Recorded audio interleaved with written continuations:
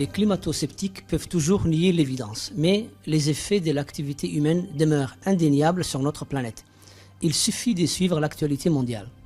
Les typhons, la sécheresse, la désertification, les inondations, conséquences des épisodes de fortes et anormales précipitations, de la fragilité des sols et des fonds de neige sont légion ces dernières années.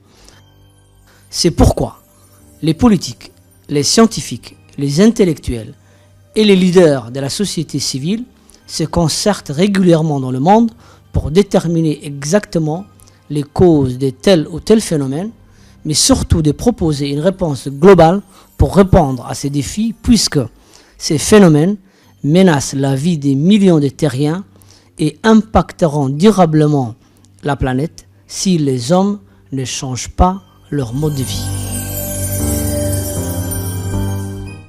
L'Afrique de l'Est, à l'instar des autres régions du monde, est touchée par les catastrophes naturelles et la République de Djibouti souffre de plus en plus de sécheresse, de pénuries d'eau et de désertification.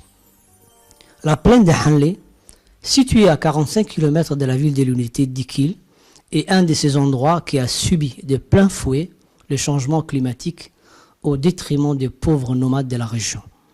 Il y a quelques décennies, cette région s'est caractérisée par l'abondance, l'exubérance et l'autosuffisance, et les anciens s'en souviennent encore. Hanlé signifie en langue afar un endroit qui a du lait en abondance. Avec ces images, le contraste est saisissant.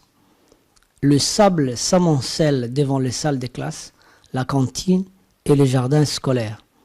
La cour de récréation s'est transformée en une immense dune de sable qui gêne considérablement le déplacement des enseignants et les mouvements des élèves.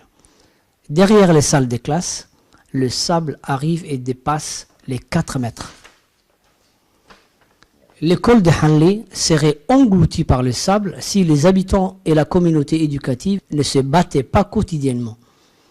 Selon le gardien, malgré les efforts du ministère, ces sables qui nous envahissent causent des sérieux problèmes au fonctionnement car ils pénètrent même la cantine de l'école.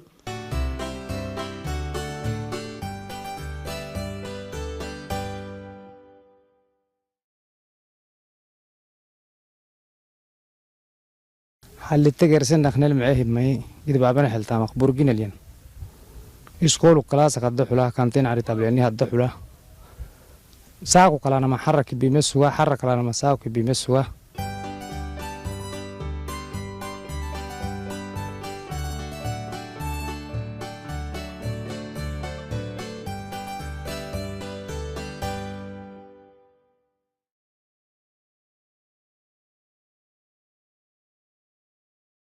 Bref, cette région démontre combien les changements climatiques impactent la vie de nos concitoyens.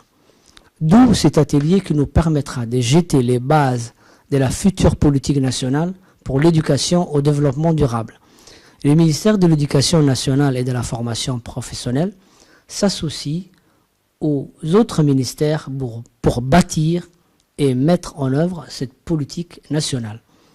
Certes, aujourd'hui, le monde va mal, et nous devons être conscients des méfaits de nos actions sur la planète et agir en conséquence, mais il est primordial d'éduquer les générations à venir pour que notre planète aille mieux et qu'elle permette un monde durable et juste.